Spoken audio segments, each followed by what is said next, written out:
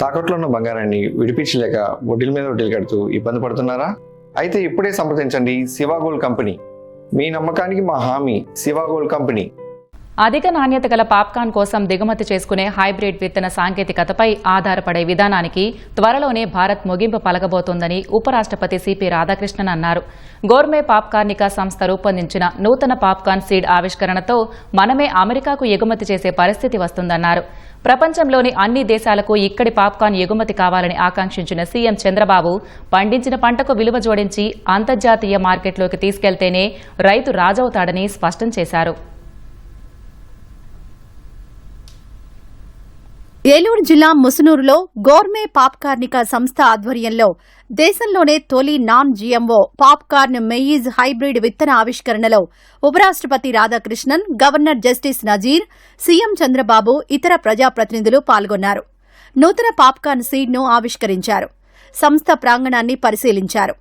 ఆవిష్కరణ కోసం పడిన కష్టాన్ని అడిగి తెలుసుకున్నారు. అనంతరం మాట్లాడిన ఉపరాష్ట్రపతి సిపి రాధాకృష్ణన్, దేశంలోని శ్రామిక శక్తిలో 46.1% మందికి వ్యవసాయ రంగంలో ఉపాధి లభిస్తోందన్నారు. అధిక నూతన పాప్కార్న్ సీడ్తో నాణ్యత కలిగిన పాప్కార్న్ కోసం విదేశాలపై ఆధారపడటం ఆగి మనమే ఎగుమతి చేసే పరిస్థితి వస్తుందని ఉపరాష్ట్రపతి ధీమా వ్యక్తం చేశారు.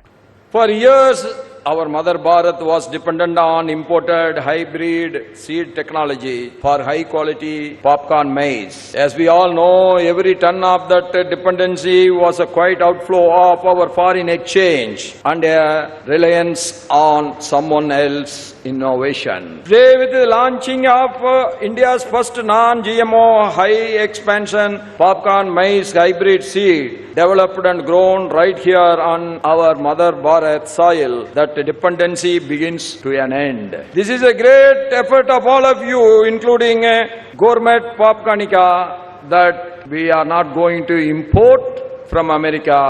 That is going to end soon, but we are going to export from India to America the popcorn. Every acre cultivated with our indigenous hybrid is an acre that no longer needs an imported alternative. That is a great freedom for our farmers to plan their cultivation. A developed India rests on homegrown innovation, resilient supply chains and workforce ready for the future. ప్రపంచంలోని అన్ని దేశాలకు ముసునూరు నుంచే popcorn పంపించే పరిస్థితి రావాలని CM Chandrababu అన్నారు. అలాగే Araku coffee యూనిట్లను కూడా అన్ని ప్రాంతాల్లో నెలకొల్పేందుకు రవాణా విషయంపై రైల్వే మంత్రితో ఉపరాష్ట్రపతి మాట్లాడతానని చెప్పడంపై ధన్యవాదాలు తెలిపారు. పంటలను పండించడమే కాకుండా దానికి విలువ జోడించాలని సూచించిన చంద్రబాబు, అప్పుడే రైతు రాజుగా మారతాడని అన్నారు. ఎన్డీఏ ప్రభుత్వం అటు కేంద్రంలో ఇటు రాష్ట్రంలో వ్యవసాయాన్ని ఒక జీవనోపాధిగానే చూడడం లేదు. వ్యవసాయాన్ని ఒక ఆర్థిక శక్తిగా, రైతుల్ని ఒక ఆంట్రప్రెన్యూర్ గా చూడాలనేది మా విధానం. వ్యవసాయ ఉత్పత్తుల్ని ప్రాసెస్ చేసి విలువ జోడిస్తే ఏ విధంగా ఉంటుందో ఈ రోజు ఈ యొక్క ఇండస్ట్రీ ఒక ఉదాహరణ.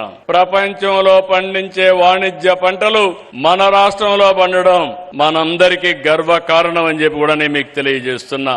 అయితే దీనికి ప్రాసెస్ చేసి, వాల్యూ యాడ్ చేసి, బ్రాండ్ ప్రమోట్ చేసి అంతర్జాతీయ మార్కెట్లు తీసుకుపోతే దాని విలువ అనేక రెట్లు పెరుగుతుంది. అప్పుడే భారత రైతాంగం రాజుగా ఎదిగే పరిస్థితికి వస్తారు.